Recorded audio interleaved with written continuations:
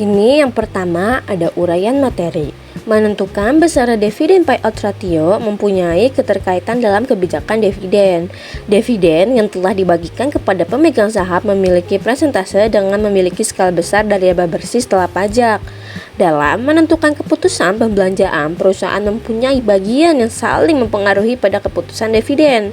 Keterkaitan tersebut mempengaruhi pada pembelanjaan intern perusahaan. Karena besar kecilnya suatu dividen yang telah dibagikan akan berpengaruh terhadap skala besar atau kecilnya laba ditahan. Sumber dana yang terdapat di perusahaan yaitu laba ditahan. Selanjutnya ada teori kebijakan dividen. Yang pertama ada dividen irrelevance theory, yaitu teori ini dikemukakan oleh Merton Miller dan Franco Midigliani atau MM, bahwa kebijakan dividen tidak mempengaruhi harga saham perusahaan atau nilai perusahaan. Selanjutnya, yang kedua ada Bird in the Hand Theory. Teori ini dikemukakan oleh Mayer Gordon dan John Littner berdasarkan Bird in the Hand Theory. Kebijakan dividen berpengaruh positif terhadap harga pasar saham. Artinya, jika dividen dibagikan perusahaan semakin besar, maka harga pasar saham perusahaan tersebut maka akan semakin tinggi dan sebaliknya. Selanjutnya yang ketiga yaitu Tax Precedence Theory. Berdasarkan Tax Preference Theory, kebijakan dividen mempunyai pengaruh negatif terhadap harga saham perusahaan. Artinya, semakin besar jumlah dividen yang dibagikan suatu perusahaan, semakin rendah harga pasar saham perusahaan yang bersangkutan. Hal ini terjadi jika ada perbedaan antara tarif pajak personal atas pendapatan dividen dan capital gain. Apabila tarif pajak dividen lebih tinggi daripada pajak capital gain, maka investor akan lebih senang jika laba yang diperoleh perusahaan tetap ditahan di perusahaan untuk membelanjai investasi yang dilakukan perusahaan. Oke, sekarang kita masuk ke aspek kebijakan dividen.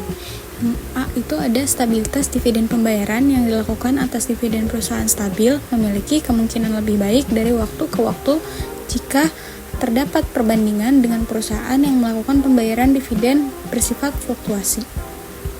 Yang B, target payout ratio. Beberapa entitas berpegang pada ketetapan target dividen payout ratio jangka panjang. Keadaan tersebut dapat menyebabkan besaran jumlah dividen yang perlu dilakukan pembayaran berubah-ubah ataupun dividen menjadi tak tetap. Nah, kita lanjut ke slide aspek kebijakan dividen. Yang C itu reguler dan ekstra dividen. Salah satu langkah bagi entitas dalam melakukan peningkatan dividen kas ialah dengan melakukan pemberian ekstra dividen di samping reguler dividen. Kondisi tersebut umumnya dilaksanakan apabila ketentuan entitas bertambah tinggi namun bersifat tak tetap. Jika tak mengalami penambahan, entitas dividen yang diberikan pun berupa reguler dividen saja. Nah, lanjut ke slide dividen saham atau stok dividen. Nah, dividen saham ini merupakan pembayaran dividen berbentuk saham untuk para investor atau investor. Dilakukan berdasarkan perspektif entitas, dividen saham tak melebihi rekapitulasi perusahaan. Berarti, jika dividen saham dibagikan, hal tersebut tak dapat mengubah besaran modal entitas, melainkan struktur modalnya yang berubah. Pemecahan saham atau stock split. Pemecahan saham adalah aktivitas entitas dalam melakukan penambahan jumlah saham yang beredar yang dilakukan dengan langkah melakukan pemecahan satu saham ke dua saham ataupun melebihi itu dan disertai dengan nilai nominal yang menurun dalam keadaan yang seimbang. Aktivitas ini umumnya dilaksanakan oleh entitas jika harga pasar saham entitas terlalu tinggi. Harga pasar saham entitas yang terlalu tinggi dapat menyebabkan likuiditas saham mengalami pengurangan. Selanjutnya di sini ada contoh soal. Misalnya, sebelum pemecahan saham PT Abo mempunyai struktur modal seperti saham 30.000 lembar. Itu per lembarnya 1.500. Jadi 30.000 dikali 1.500 hasilnya 45 juta. Dan di sini agionya itu 15 juta. Laba yang ditahan itu 30 juta. Nah, total modal sendirinya 90 juta. Dari PT Abo ini akhirnya memecahkan saham dengan ketentuan satu saham dipecah menjadi 3 saham. Hingga setelah memecahkan saham, struktur modal perusahaan berubah. Yang tadinya sahamnya 30.000 per lembar jadi di 1.500, ini dipecah menjadi 3 yaitu 90.000 lembar. Nah, per lembarnya itu 500. perak rupiah. Nah, totalnya tetap 45 juta, agaknya tetap 15 juta, laba ditahannya 50 juta. Di sini agak bertambah. Dan modal sendirinya itu jadi 90 juta.